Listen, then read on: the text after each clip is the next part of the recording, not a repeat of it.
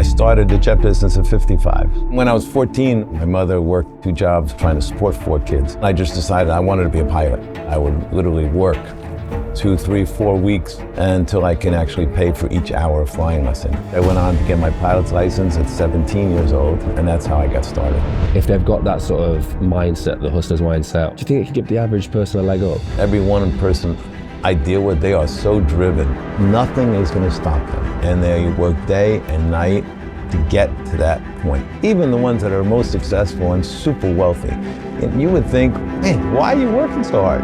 Well, that's because it's just not about the money. Once you develop that mindset, it's a machine, it's a locomotive. It just picks up speed and there's no way to stop it. No matter how bad a situation gets, it's never permanent. Welcome back to Mulligan Brothers Interviews. You guys might have seen Steve Varsano on TikTok, Instagram, and you might know him as the Jet Guy. But this person has one of the most interesting stories that nobody knows about. From humble beginnings, his mom working 2 full-time jobs to support his family, to eventually becoming the guy who sells jets to billionaires. And I'm pretty sure he's amassed a pretty impressive wealth himself. Steve Varsano, the Jet Guy, tells all in this interview. If you're not already, please go to Spotify to get early access to these episodes. Patreon members also get early access. And also anybody on YouTube, please subscribe, hit the notification bell and all that kind of good stuff. I want to say a massive thank you to our sponsors of this video, Marek Health, HBO Tech, and all you guys who have supported us. I'll talk about them a little bit later on in the video. Let's dive into this amazing episode with Steve. So just for the people who don't know, just introduce yourself and what you do. My name is Steve Varsano. I own the Jet Business, which is a retail street front shop store that sells private jets. And we're located in London on Park Lane. I mentioned before this, but there's probably a lot of assumptions are made about yourself, how you ended up in this business. But let's take it back to sort of where you grew up. And I think a good exercise a lot of the time when I've got American guests on is describing where you grew up for a UK audience. I was born in New York, in the Bronx, but moved to New Jersey, which is just outside of New York City. And that's where I sort of grew up through most of my years of school. And when I was 7 years old, I started actually working, sweeping floors after school on a Friday and Saturday in a beauty salon, and became a busboy, a dishwasher. Worked my way through in restaurants to just make some money because I had a single mother who was supporting 4 kids, working 2 jobs all her life. So basically, if we wanted anything, we had to go out and make the money and pay for it ourselves. And when I was 14, one of my friends, we went over his house and his older brother was going up for a flying lesson. And he asked me if I wanted to go for a ride. I was, come for a ride on a small little plane. It was something that was, not even in my head that it could be possible. Anyway, I went up for a ride with him. It was a little 4-seater airplane. And I just fell in love. I mean, that was like, instantly, I just said, this is amazing. Be up in the sky, be free. I mean, this is something that just is not obtainable for somebody like myself at the time. And when I came back down, I just decided I wanted to be a pilot.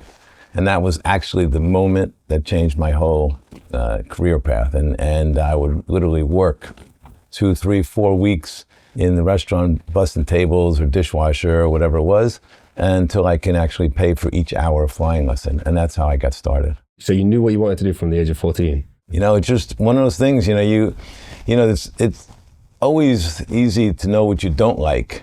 But it's hard to know what you like because you're not exposed to certain things in life. And in those days, you just weren't exposed to really anything except your direct interactions with people or on the 3 TV channels that were, available. And today, you get so much information overload on social media and TV and Netflix and everything like that. There's so much available to imagine what could be interesting to you. But in those days, it was very limited. So that was quite different for somebody my age with, in a very underprivileged family being brought up. It's, I get strike a luck to be able to touch and experience that moment where you're like, oh, actually, this could be possible for me. Yeah, I mean, it was, I always had a little bit of, hard work ethic because my mother worked, like I said, 2 jobs all her life trying to support 4 kids. And so I always saw her working, and I sort of just picked that up myself. That I just needed to work if I wanted anything. Nobody was going to ever give me anything. So it just was some of my nature, human nature, that was just embedded in my DNA. My brothers, my sister's here today, but my brothers, there's 5 of us, two sisters, and my mum's a single mother. And to me, she was like the biggest inspiration growing up, seeing her, hustle.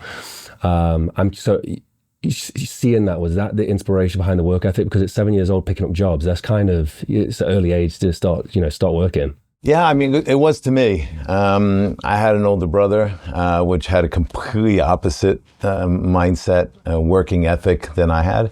So, I guess, what they say is it's shocking, it's alarming that about 17% of your DNA is actually, and we'll get into this maybe a little later on, your health, your longevity possibilities, your mental work ethic, your environment. I think a lot has to do with how you're brought up, with the friends you're around, your direct peers, the environment. That sort of directs some of the opportunities and how you basically launch yourself in one direction or the other.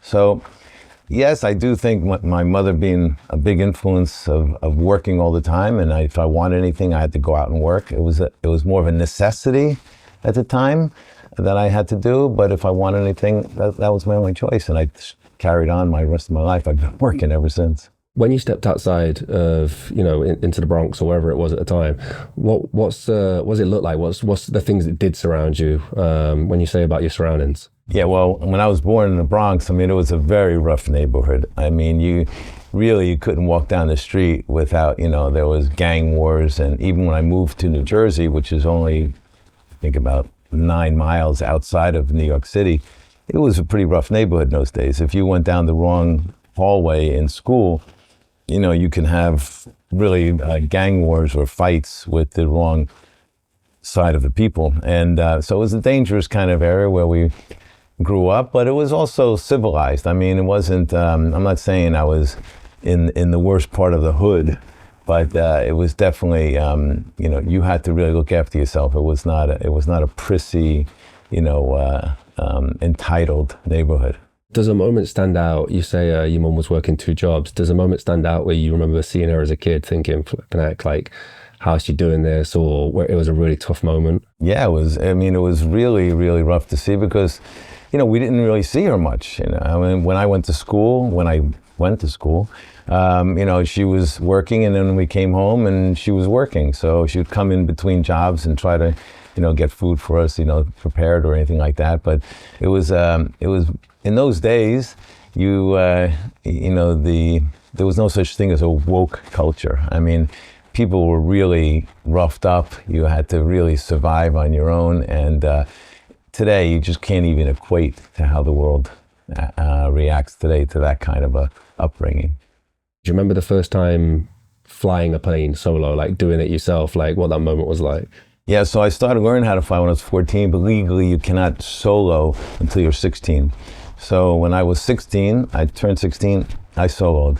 And it was really a scary moment. You think you're all prepared for it and everything like that, but when, the instructor gets out of the airplane and you're sitting there and you take off, and now you're up in the air, and it's, it's a little 2-seater airplane. It's like being in a lawn chair, at 1,000 feet.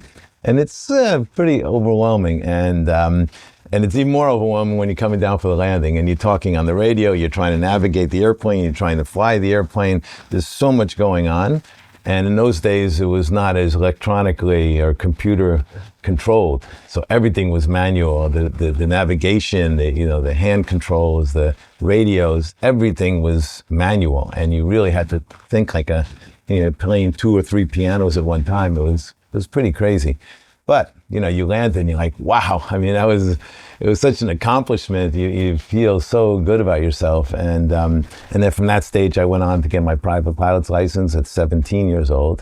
And then I went to university and went to Embry-Riddle Aeronautical University, which is sort of like the Harvard of aviation, and where it's really a total 4-year aviation university where they focus on whether it's space, aeronautical engineering, professional pilot, aircraft management, airport management, all encompassing in aviation. And that's where basically got my full education completely enveloped in the aviation world. At that point, did you know what you wanted to do in terms of career? Like, were you going into commercial airlines? Like, what was the plan? Well, the plan was to be a professional pilot. I wanted to be a professional pilot. But as I was in school, I did a couple of in those days they called them cooperative education, sort of like internships. And I did 2 internships while I was in university. One, I was the assistant to an airport manager in an airport in Florida, in St. Petersburg, Clearwood Airport.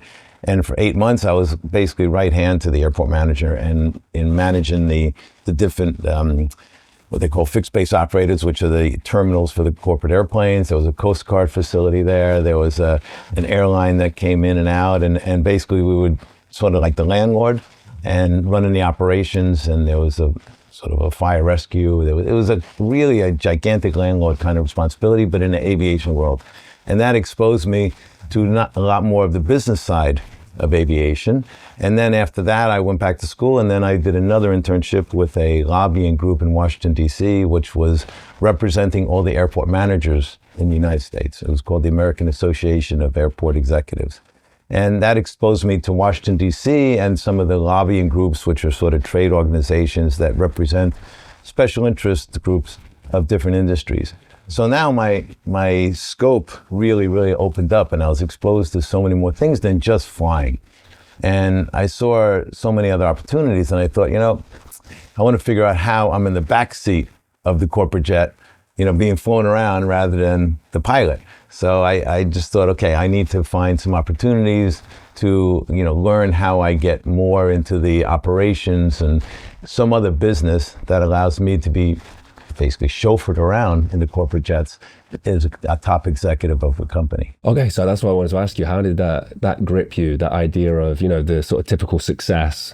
What was the transition? Was it just being around that space and seeing these guys? So when I finished university, I got a job with another trade association in Washington, D.C. that represents all the airplane manufacturers. It's called the General Aviation Manufacturers Association. And this group basically represented all the corporate aviation, the aircraft manufacturers, the avionics manufacturers, the engine manufacturers of the corporate aviation world. Small little airplanes and the corporate jets.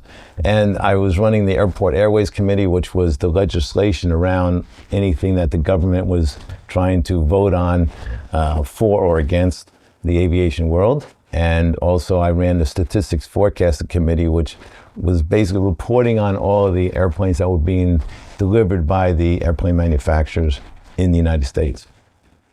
So I was talking to all the airplane manufacturers, I was talking to the airport operators, I was doing statistics and really looking at the bigger field of aviation.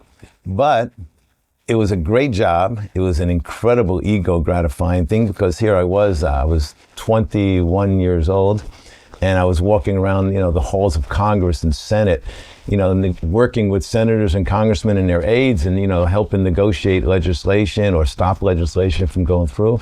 It was amazing. I mean, I was really young, and I was lucky enough to get into this position. And the one negative was the money. And I was getting paid $13,000 a year as my first job out of university, which was pretty bad because I think at that time, the school debt that I owed was something about $50,000, which in those days was, today it'd be $500,000. And I had this debt that I had to pay back for all the money I borrowed to go to school. And $13,000 a year was not much to live on. And the association also had a company airplane. So it was a little 4-seater airplane, but they said, listen, anytime you want to use it for your personal use, you're allowed to just pay for the fuel. I couldn't even afford to pay for the fuel. So I got a night job, and at the nighttime I worked in a sort of a restaurant nightclub, which was the sort of most happening place in Washington, D.C. at the time, that my roommate owned. So in the daytime I was running around Congress and Senate and negotiating, legislation, and nighttime I'm working as a doorman in this nightclub. But that nightclub was the happening place to be. So all of the congressmen and senators and their aides, they used to come to this club. And through the networking of meeting some of these people, it sort of helped me in my day job of getting things done in Washington. Of course, that stuff you can never get away with today, but in those days, you can really get away with, not murder, but close to it. And that's how my network grew and grew and grew. And while I was working in that nightclub, a guy used to come in there and he had a jet on his tie pin. These days when most people wore ties, and he had a pin. So I was like, why do you have a jet on your tie? And he says, oh, I sell jets. What do you mean you sell jets? That's something bizarre to me. I mean, you mean like used jets? Yeah. And he used to come in and get drunk, and in those days, you used to have paychecks. And he used to come in and show me the commission checks he was making from selling his airplanes. And over the course of maybe 3, 4, 5 months, I mean, I got crazy. I mean, how can you be making this kind of money selling airplanes? And I said, I need to, meet your boss. I want to come and get a job there. No, we're not hiring anybody. And I said, no, you have to, introduce me to him. Finally, I convinced him. I went, I met his boss. And after 2 hours of meeting with him, the guy would say, you never sold anything. Why would I want to hire you? I said, listen, I have a lot of aviation experience. I have a pilot's license. I know Washington legislators. I mean, this is my world. Maybe I haven't sold anything physically, but in Washington, D.C., the whole thing about trade association and legislation negotiations, it is selling. So I finally convinced him that he doesn't have to pay me, and I will work for free. Let me come in. I want to come in here. I want to learn how to do this job. Just let me work for free. If I sell something, you can pay me. If I don't, you never have to pay me. So it was hard to turn me down. In those days, that was something that was unheard of. And he took me on. And then I got a job as a waiter at night because now I had no income. So I got a job as a waiter in the restaurant at night to basically pay my rent until I sold my first airplane, which was 9 months later. And that's how I originally got started in the airplane selling business. Do you remember the commission check coming through? Yeah, I do. It was the profit for the company. Well, I made $15,000. So the whole annual salary from the year before? Yeah, I was getting paid $12,000 a year in the lobbying job, and this one airplane deal, I got $15,000. And this is going back, 47 years ago, or whatever. So, that amount of money today is, worth a couple $100,000. I don't want to skim over so much time, but you stayed in sales for a while, then you went into another career. And I think people will be surprised to hear when you set up this business was at the age of... I started the jet business at 55. 55. Yeah. That is so crazy. I think so many people would have thought you'd been in this industry the whole time, but there's a massive chunk in the middle where you were doing something completely different, right? Yes, completely. So I was selling airplanes for a long time, for 3 different companies. And one day, this person, I was working for a company called CMI Aircraft. There was an aircraft releasing business. So they had a fund, and the fund owned a few airplanes, and they were leasing them out to different companies. And when the airplanes would come back off of lease, our job was to release them out to the market.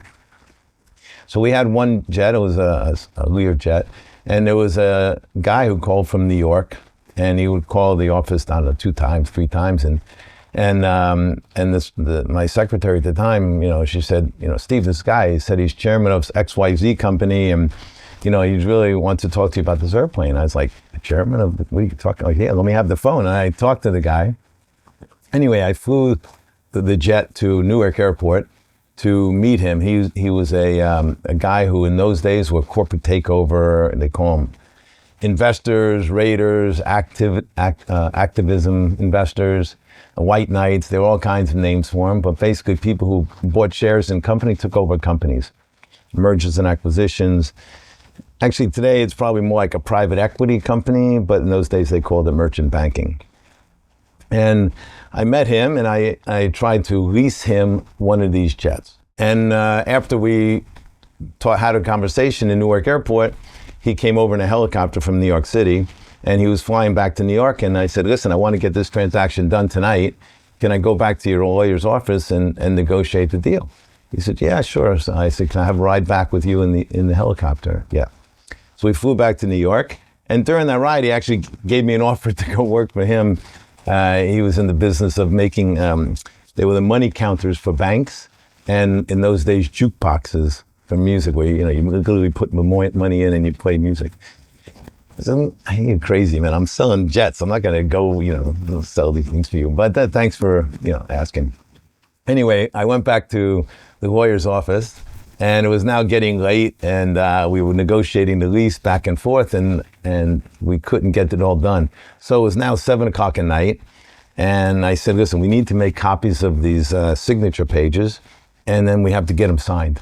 He said, what are you, 7 o'clock at night? I said, no, give me the phone, I'll call the principal. So I called the guy up and I said, where are you going now? You going to dinner or what? He said, no, I'm going shopping. Really, where are you going? He said, I'm going to Barney's, it was a store in New York City.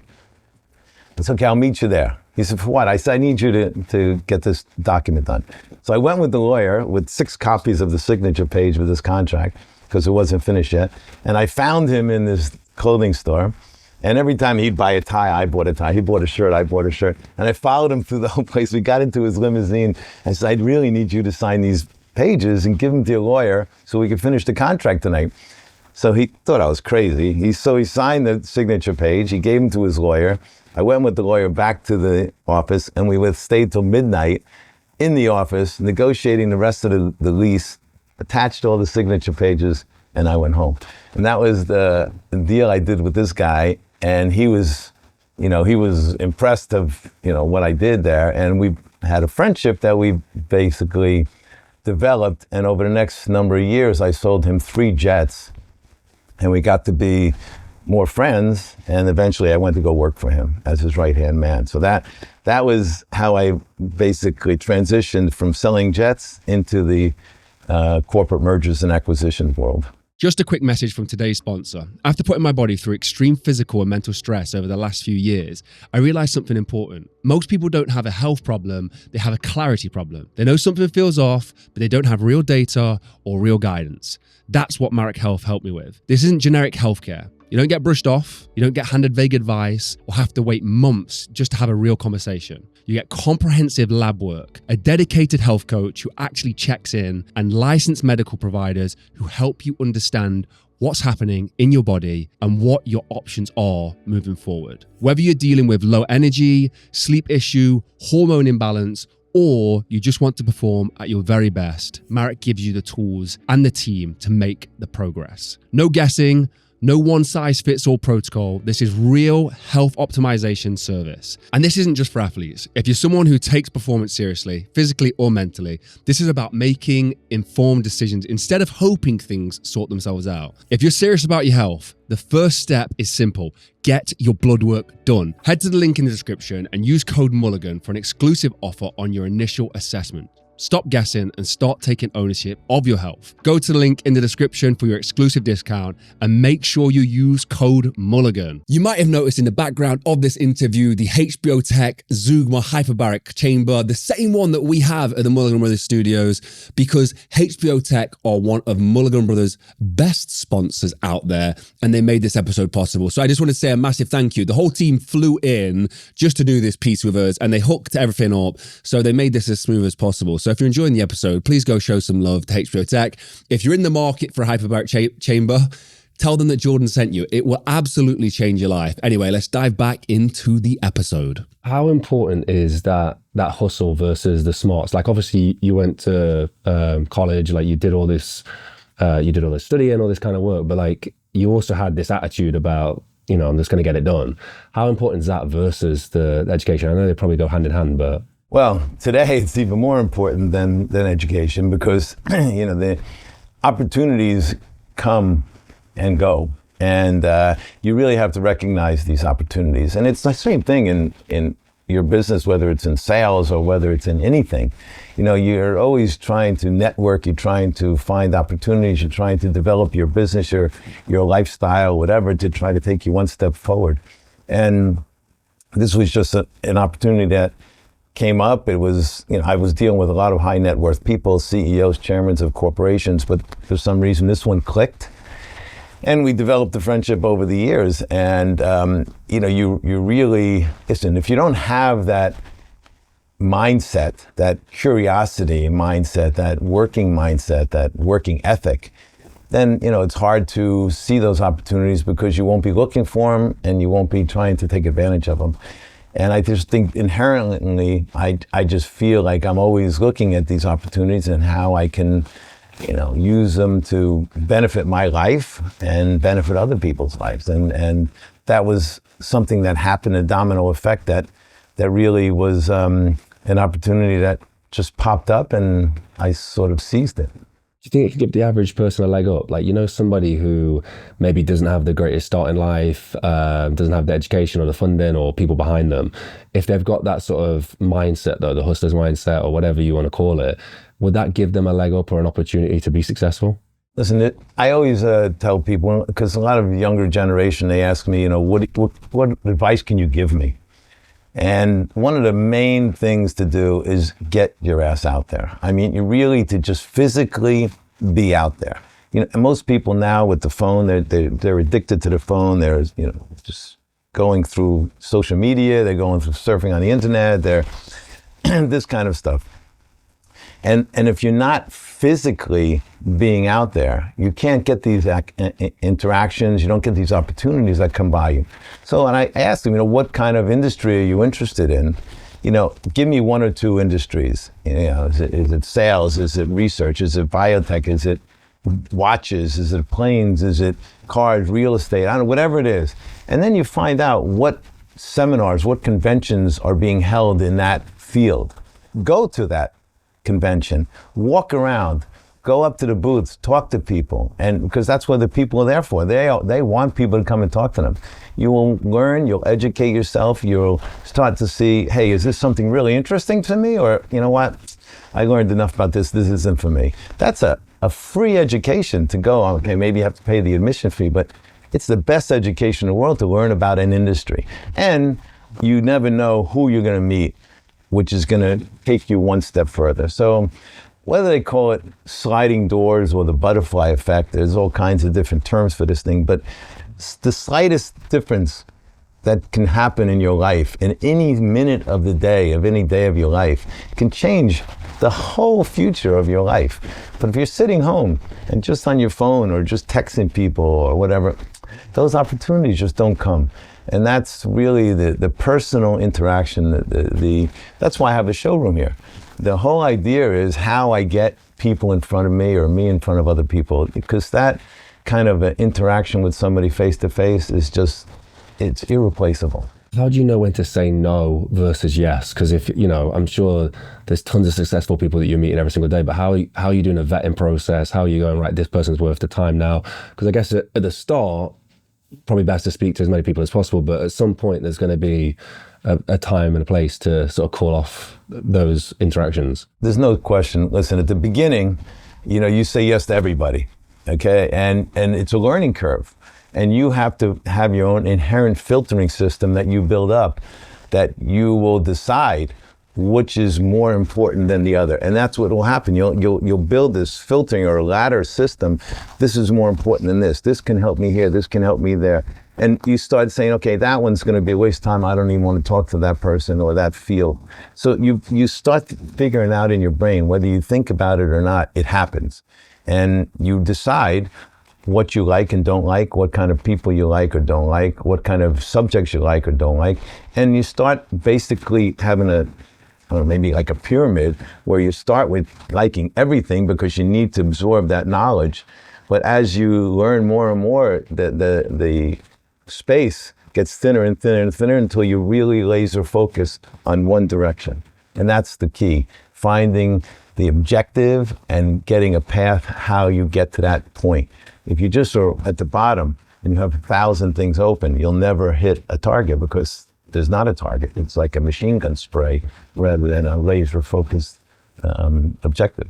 Okay, so you have a successful career in selling planes. You go into company acquisitions. You probably build a decent net worth, wealth. Like you're probably in a comfortable position. What makes you decide 55 to go all in on a new business?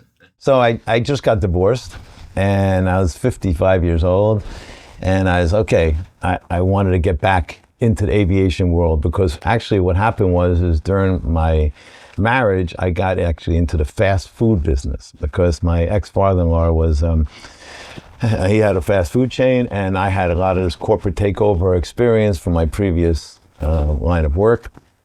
So we combined forces, and we took over some fast food chains, and I ran our international division. And over the course of really just a few years, we bought and sold a number of fast food chains. At one time, we had 2,700 restaurants, half were franchise, half were company owned in the United States and internationally. And it was, a new world, not a world that I really liked.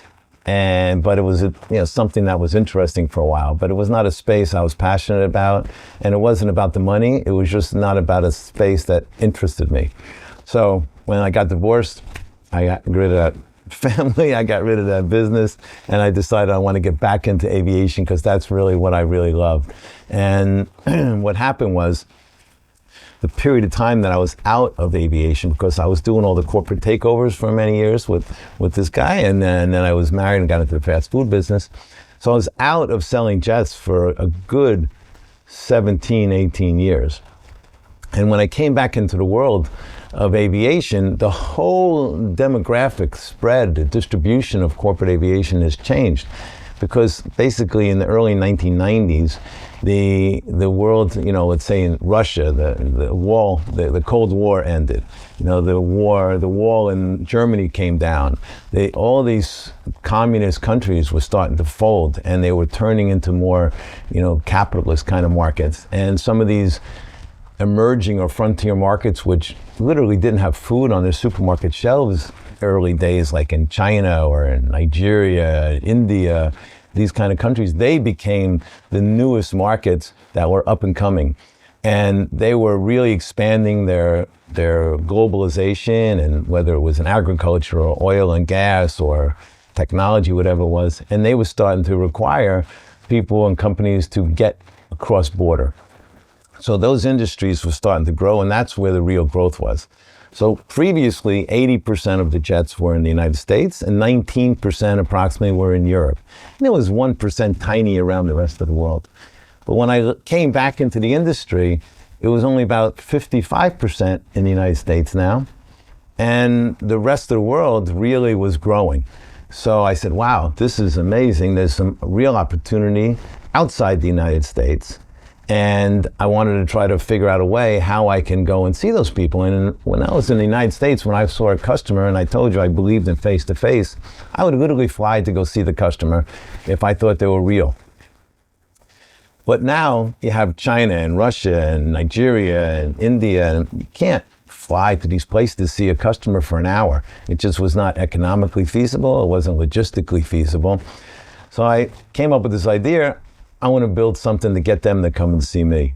And just crazy idea, but I said, okay, I'm going to build a store or a showroom that is going to be known for selling corporate jets, and I'm going to get them to come and see me. And that's how originally I decided to come up with this idea. I was 55 years old. It was literally right after the big financial crisis of 2008. And people were saying, it was 2009, 2010, and they were saying nobody was going to be buying jets anymore. The economy was bad. The stock market was bad.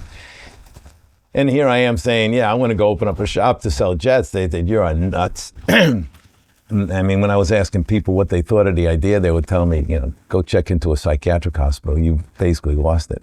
And then I realized, like usual, you can't make a decision on what other people tell you. Usually they have no idea what you're even talking about. They have no background in it. Why am I even asking for their recommendation or their idea? Because most people don't want to see other people succeed, unfortunately. And they're not going to give you any positive feedback. So I did enough research. I thought it was a great idea, and I decided to pull the trigger. Where was that initial iteration? Was it here? Was it somewhere else? So I originally was going to open up the showroom in New York City. That was my idea. 60, at that time it was 65%, 50, 60%. We're in the United States. But the same reason that most of us guys make all our major decisions in life but don't want to ever admit it was I met a woman. And she lived in London. And I started literally every month I would fly back to London to see her. Then it was every 3 weeks, and it was every 2 weeks. And then I realized, I want to live in London. I want to be here with her. And I basically re-engineered and justified in my head.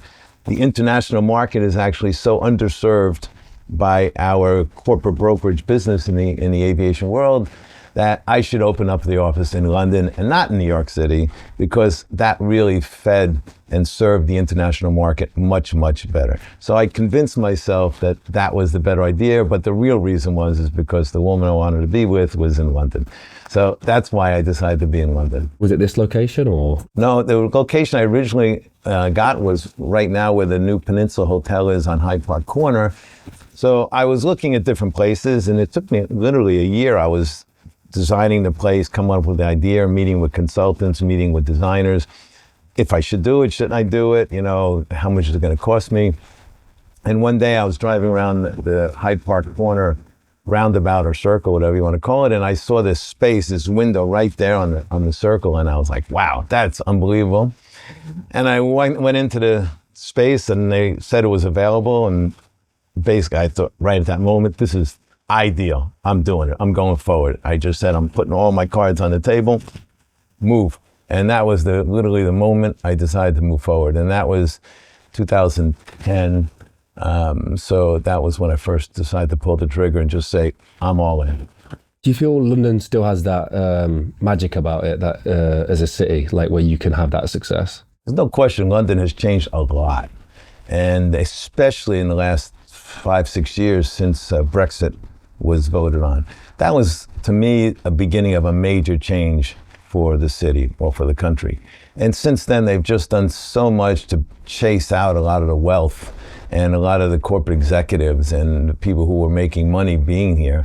And that basically has changed the makeup of the people here in the UK and London. It's a shame, because the whole reason to be in London was the multicultural of every race, color, nationality, sex. It was that mix of cultures that made it such an amazing place. But now most of the people have left London because they basically lost their what they call non-domicile status, and they had to get taxed on a worldwide income basis, which most of these wealthy people did not want to do. So over the course of the last couple of years, most of them have left, and they can only be in the UK for a maximum of 90 days a year. So they're building their life other places. They come back and forth here once in a while, but it's just definitely not like it used to be. Do you think it could come back around, or do you think it's gone too far? There's a real way to make it change in a minute, and that's to make the place a tax haven and get the wealthy people to bring their corporations back to the UK. And, they don't look at it as how it can help the economy here in the UK. They look at tax, voters, and it's not sexy to give corporations or wealthy people tax breaks, but those are the people who hire people. They pay salaries, they build buildings, they build companies, which all pay taxes, and they pay, people who get hired, and they buy cars and buy houses and hire staff and do all this kind of stuff. It creates the whole economy. But unfortunately, the politicians don't really have that much experience in running companies. They've been government officials most of their lives, and they don't really know what a profit and loss statement is, and they just think they can tax people to death, and there's no income coming in. They just don't cut expenses. They just keep, trying to tax. And they chased away a lot of the brains in the country, unfortunately. And can it change? It can change. Like I said, if they do something to bring the people back in, but eventually if they chase everybody out of here who are the real people who pay the tax, then there's nobody to pay tax anymore, and the government's going to fold. So eventually obviously everyone knows it's going to be an election in 3 years. Maybe it's going to be sooner than that. And if there's a change in the government, maybe it will change, but it's going to take a long time, because a lot of these people who have moved away, you have to do a lot to make them build the trust again. I mean, last question on this is it's one of those subjects at the moment that super fascinates me. As looking back at yourself as a kid, what would you tell that, 13, 14-year-old now who's maybe like British working class guy who is bought into this narrative of tax the rich, we don't need them, get rid of them. What would the message be to those guys of like why we need it, why it's beneficial? Listen, the thing is if you want to be in a socialist style world where you just get everything distributed from the government, it doesn't really give any initiative to even exist. I mean, to wake up in the morning and have no feeling of something to do, to accomplish. People like to feel good about themselves. And the only way you can feel good about yourself is if you actually are accomplishing something. And if you just sit back and wait for a handout, it's not exciting, and it surely isn't something to make yourself feel proud about yourself. And people like to feel good about themselves. And I just think that the capitalist model drives people to work harder, to accomplish things, to buy things. That's why people go and they go buy something from a designer brand. And whether it's, even when you're a teenager and you're making very, very little money, to go to, let's say, Tiffany, and you buy a keychain, a heart, or something to give a gift to, your boyfriend or girlfriend, and you get that little blue box. That blue box, the reason you're buying that is because you feel, wow, I've accomplished something. I feel better that I've hit this level and I bought this something that's more expensive. So it always makes you feel good. And I just don't understand how people don't want to feel better about themselves. And the only way you could do that is by working harder and accomplishing something. To feel it just from wait for a handout and a freebie, it's just a very depressing kind of way to go about things. I believe in looking at the glass half full, not half empty.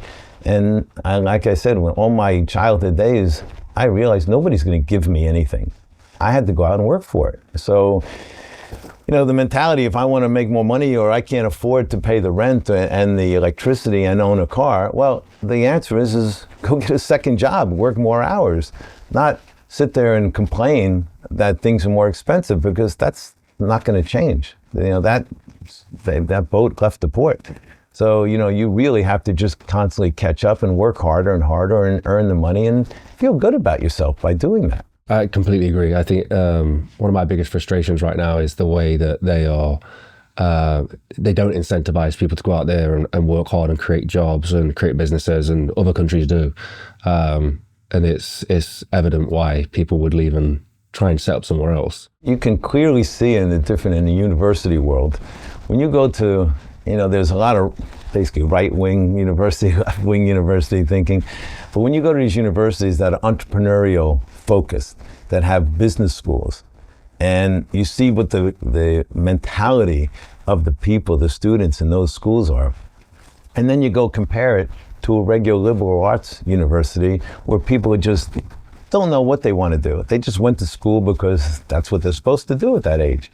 And they have no life but going out and getting drunk and doing drugs and going to parties and everything like that, but they don't know really where they're going to go.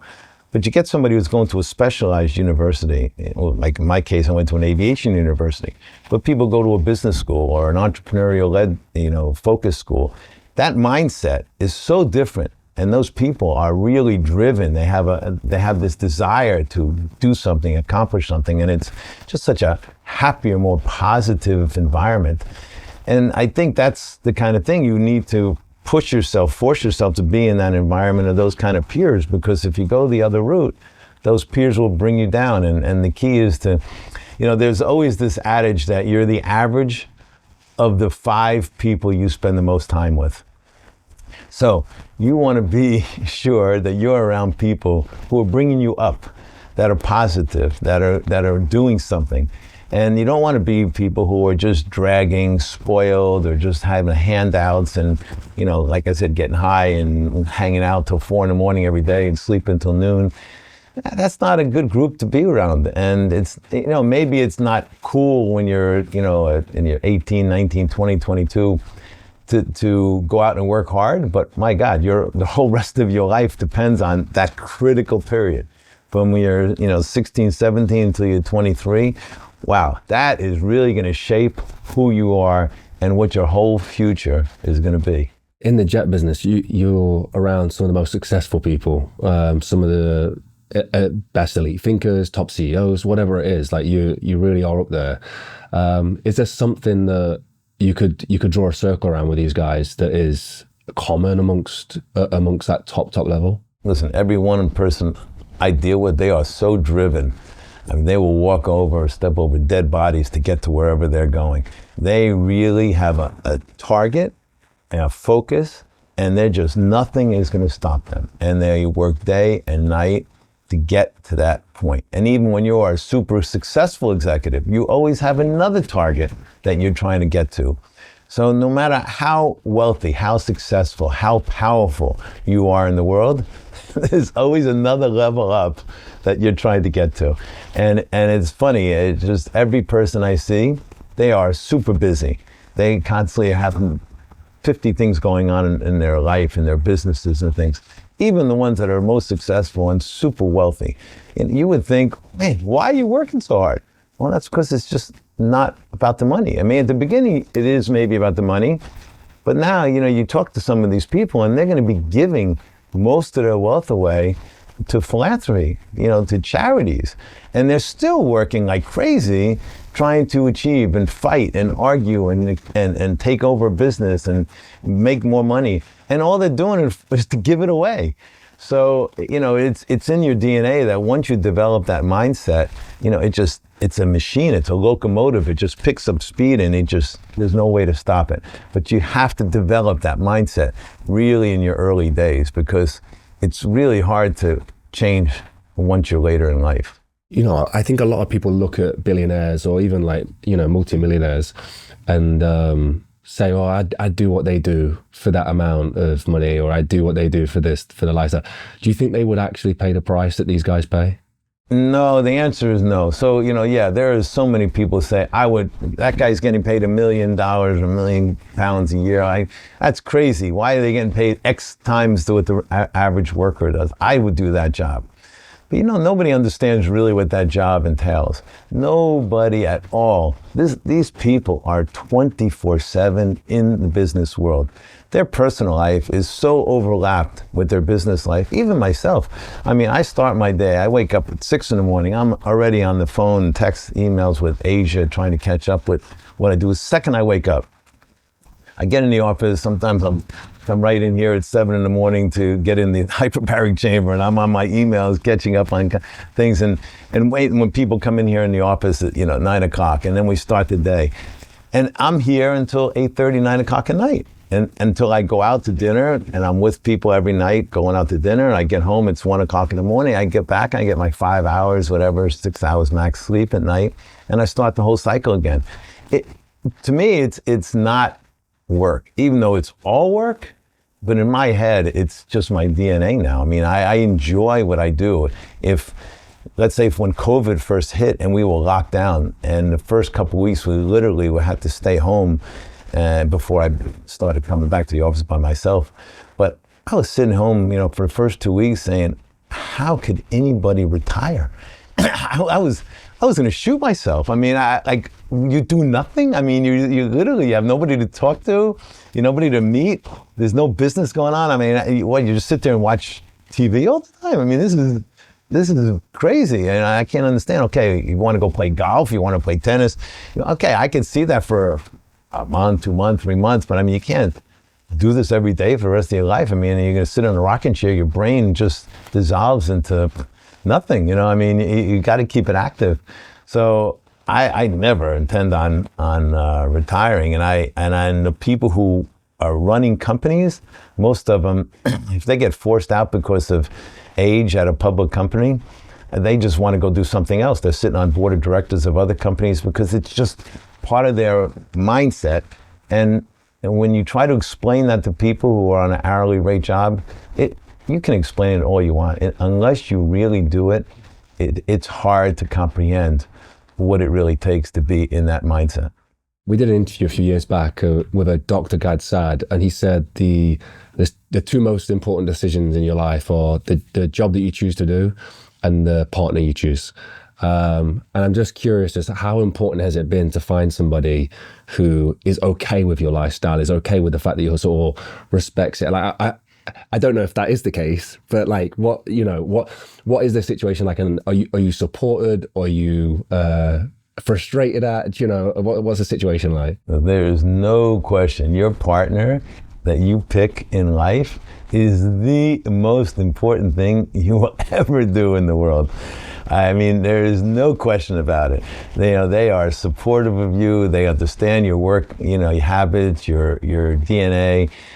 Of course, sometimes, it's inconvenient. It interrupts, your personal life, and sometimes it's ugly. Sometimes it just is not nice, but it does also help. It's conducive to the lifestyle that you want to live and the people you meet and the people you interact with. So, I'm fortunate. Lisa's an amazing girl. She's very active in her life, and she doesn't bother me during the day. I am completely immersed in my business world, and she's immersed in her personal world, and she's an investor in her own right. So she's busy by herself. So it works. And it's a little different. When I was married, my previous wife was just not as supportive, and it was hard. It was really hard, and I think that I could have accomplished a lot more if I had a more supportive partner. So there's no question your partner has to be supportive of you. Yeah, I mean, I completely agree. Okay, so I'm going to move on to some of these questions. But you did just mention that you work all day, get to bed at like 1 o'clock, maybe try and get your 5 hours of sleep in. There's a similar routine I do. Have you found the chambers helped with the sleep aspect of it? The hyperbaric chamber has really been a big change in the amount of deep and REM sleep I get. So there's no question. Yeah, I'm actually sleeping about an hour more a night since getting the hyperbaric chamber, because I see that the amount of time that I wake up during the night is less. And it also has opened up my breathing passage, because the oxygen mask makes you really force breathing through your nose a lot. So it's built to sort of the muscles that I feel they're opening up my passageway. So it makes me breathe easier. And now I'm waking up less during the night, and my amount of deep and REM sleep has gone up by 30-40%. So the quality of my sleep, not only the amount of time I go to bed and wake up, is probably maybe a half an hour more, because I'm forcing myself to expand it as much as I can. But the quality of the sleep I get is gotten much better. So really, I can feel during the day that I really am never getting tired, and I don't really lose focus. And I know I should be getting closer to 7 or 8 hours sleep. Everybody in the world in longevity tells you that is the target, and it has a significant negative impact if you don't get that. But I'm trying to do that, but I know one thing for sure is that, the amount of quality of the sleep I'm getting is really helped me in my focus, in my clarity, in my cognitive thinking. The routine you said, a lot of people go 90 minutes is a commitment. What's the difference like in your day to day? Like, are you wasting time? You finding that it's adding time? Like, how does it work? 90 minutes is a big commitment to be in that chamber, and especially if you want to do it 3 or 4 times a week. But what I've found that really, there's a number of podcasts that I really like to follow on all the future technologies of AI and on longevity and things like this. And there's no way I can actually find the time to actually listen to those. So I go into the chamber, and I still do my emails on my phone and things like that. Obviously, I can't talk phone calls with my mask on, but then I'll put on the podcast, and I'll listen to these podcasts while I'm in the chamber. And so now I'm, multitasking. I'm taking care of my hyperbaric chamber time. I'm getting the oxygen into me, and I'm learning about what I want to learn on these podcasts. They're not social media sort of skimming through for fun. It's actually an educational kind of thing. And that's how I've justified in my head that I need to do these things, so it's, accomplishing 2 or 3 or 4 things at one time. I'm curious as to, Steve, with the time zones that you work with. Like I really struggle. So I spend a lot of my time, my partner lives in Miami, so I fly to Miami. We've got an office out of there that we work out of.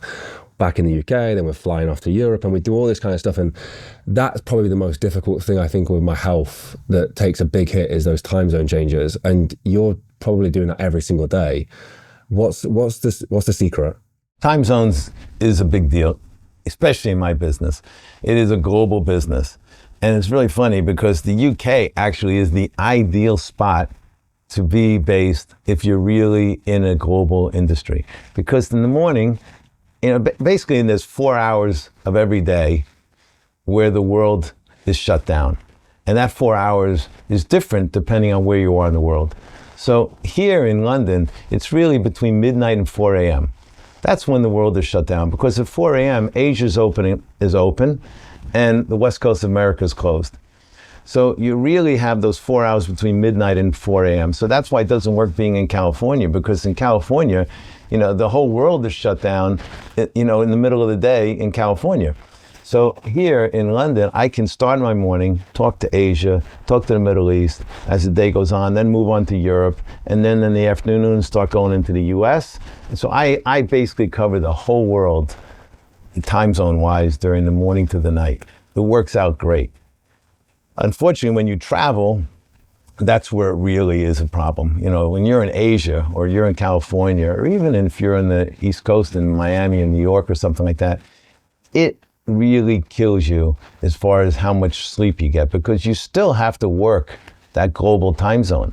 And in my business, my clients are pretty demanding. And we have lawyers, we have accountants, we have pilots, we have the principals, I have the team here in my office. Everybody's constantly working on a transaction.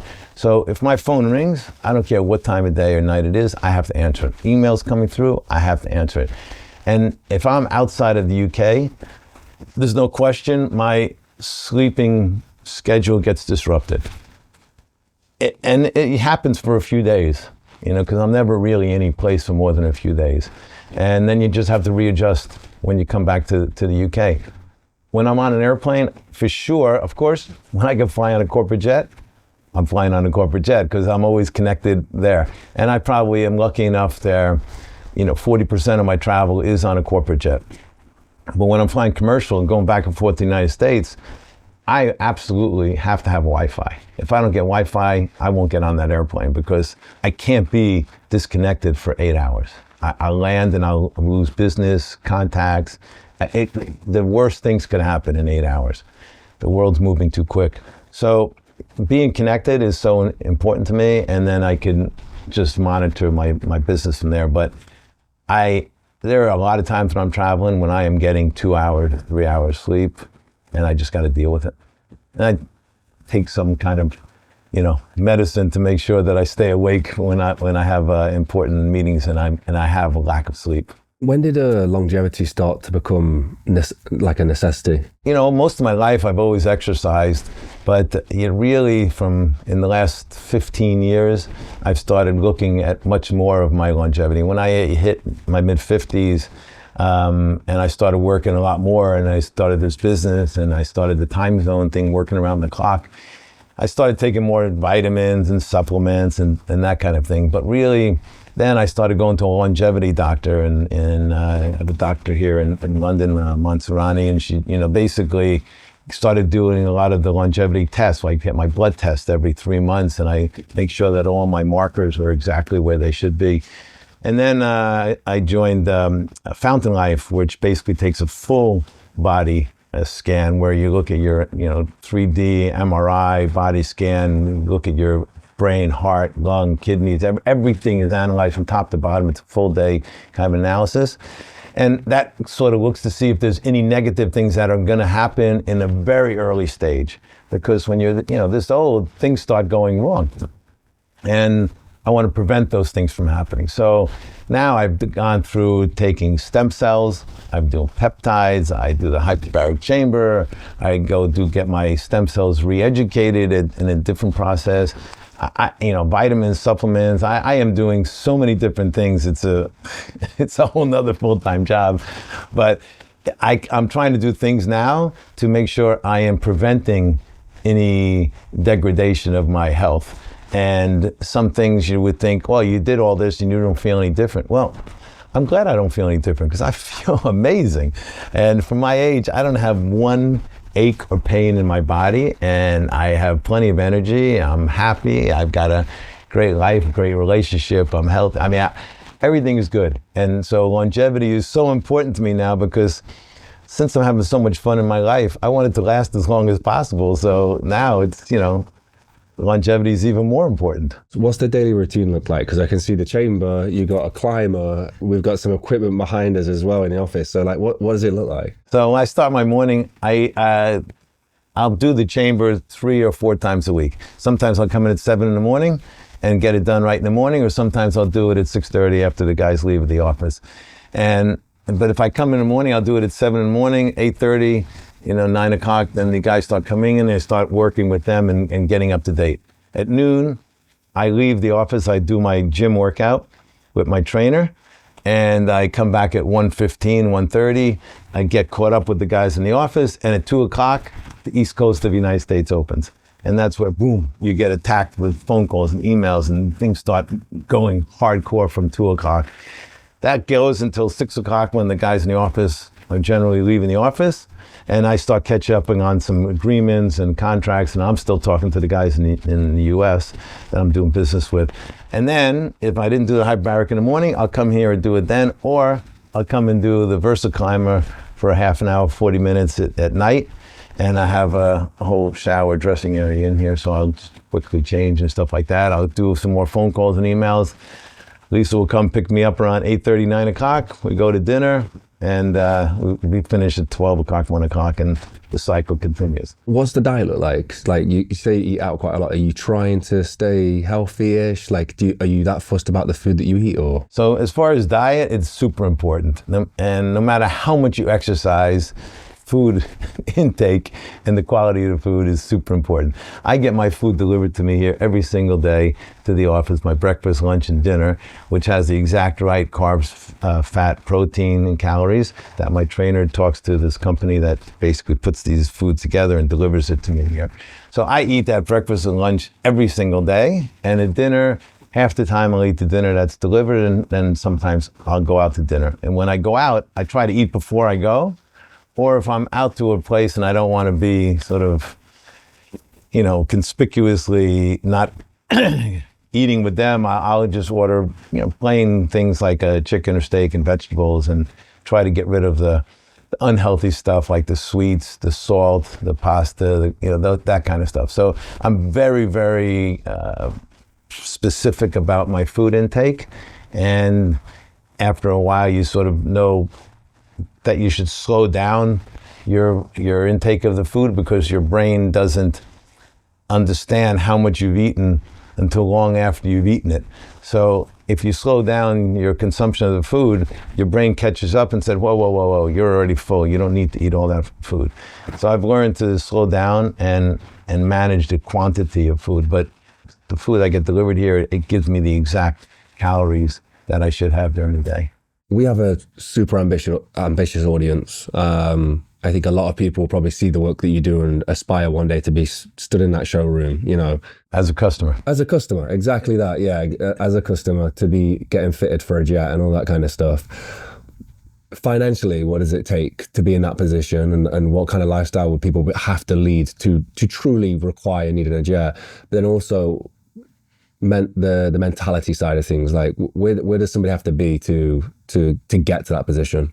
Well, a friend of mine, Ken Rickey, who has a company called FlexJet, I heard him recently in an interview where it actually made a lot of sense. And he said, being rich means nothing unless you look at the parameters that you're living in. So he was just saying when I saw his interview that as long as you have 25 times what it takes you to live every year, that is considered to be rich. So if it takes you $1,000 a year to live on expenses, then $25,000 a year is rich. If it costs you $1 million a year, then you need $25 million a year to be rich. And that's sort of a feeling mentally, really where you feel like you're accomplished. But in order to own a jet, that's a whole nother step.